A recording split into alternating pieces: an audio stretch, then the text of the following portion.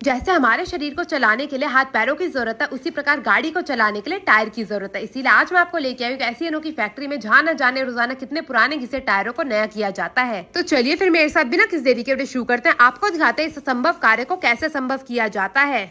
तो खराब बेकार घिसे हुए टायर को नया बनाने के लिए सबसे पहले टायरों को एक एक करके फैक्ट्री तक लाया जाता है। मैं आपको बता दूं, ज्यादातर जो है रिफर्बिशिंग का जो कार्य होता है वो ट्रक और ट्रैक्टर के टायरों पे किया जाता है। अब जो फैक्ट्री में टायरों को लाया गया इनकी करी जाएगी सबसे पहले बफिंग, जिसका मतलब होता है कटर लगा होता है, उसकी सहायता से इनकी दोबारा से घिसाई करी जाती है। घिसे हुए टायरों को दोबारा से बिल्कुल बेहतरीन तरीके से घिसा जाता है, वो भी करीबन 30 मिनट तक, ताकि टायर की जितनी भी गुडियां वो सब अच्छे से घिस के खत्म हो जाए और बिल्कुल चिकना हो सके हमारा टायर। यहाँ पे आप देख सकते हैं, यहाँ पे 30 मिनट हो चुके हैं। जो हमारा टायर वो अच्छे से घिस के तैयार चुका है। अब बारी आती है इसके किनारों की घिसाई की। तो किनारों की घिसाई के लिए हाथ वाली मशीन होती है, जिसकी सहायता से इसके किनारों को भी बिल्कुल बेहतरीन तरीके से घिस के तैयार करा जाता है। अब इस घिसे हुए टायर को नया बनाने के लिए इसको उठा के रखा जाएगा एक बड़े से स्टैंड के ऊपर, और बारी आ जाती है अब इसके ऊपर ब्लैक सोल्यूशन लगाने की, जो कि सबसे ज्यादा पावरफुल सोल्यूशन होता है। किसी भी टायर को तैयार करने के लिए इसी सोल्यूशन की सहायता ली जाती है। इस सोल्यूशन में इतना दम होता है कि आप 10 मीटर दूर से भी इसके आग लगा सकते हैं। तब सबसे पहले सॉल्यूशन को अच्छे से टायर के ऊपर लगाया जाएगा।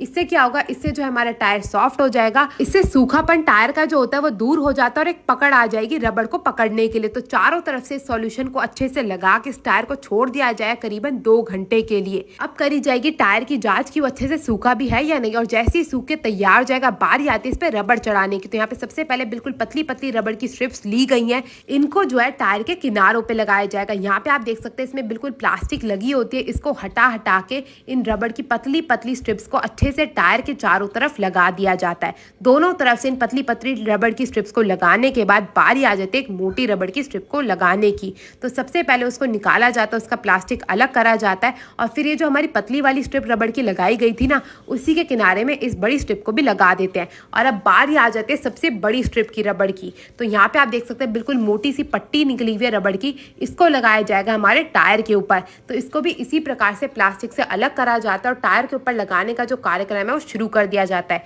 एक एक करके टायर को घुमा घुमा के हाथों से दबा दबा के ये जो रबड़ होता है उसको बिल्कुल अच्छे से टायर के ऊपर चढ़ा दिया जाता है। यहाँ पे आप देख सकते हैं जो हमारा रबड़ है वो अच्छे से टायर के ऊपर चढ़ के तैयार हो चुका है।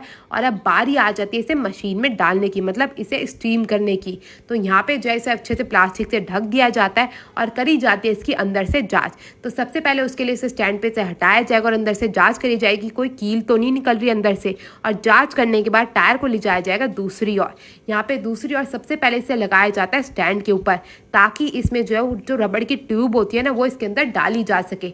तो सबसे पहले इसे स्टैंड पे लगाने के बाद ये आ गई हमारी रबड़ की ट्यूब। इसको अच्छे से टायर के अंदर डाला जाएगा, चारों तरफ से अंदर से दबाया जाता है, और इसी की सहायता से तो भाई सारे के सारे टायर चलते हैं।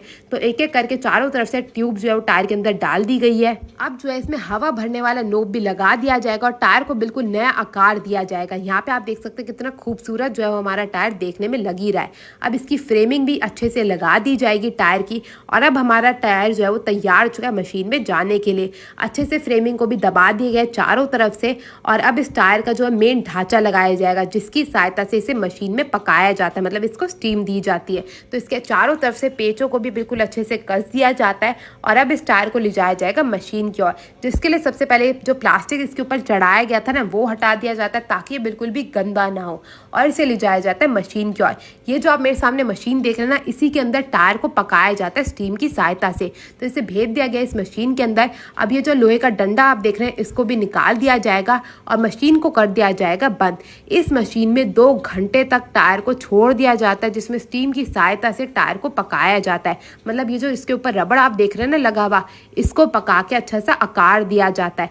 मशीन के सारे स्क्रू को अच्छे से बंद करने के बाद बारी आ जाती है इसको 2 घंटे तक ऐसे ही छोड़ने की। ये जो आप मीटर देख रहे हैं ना, इसी से देखा जाता है कि इसके 2 घंटे पूरे हुए या नहीं।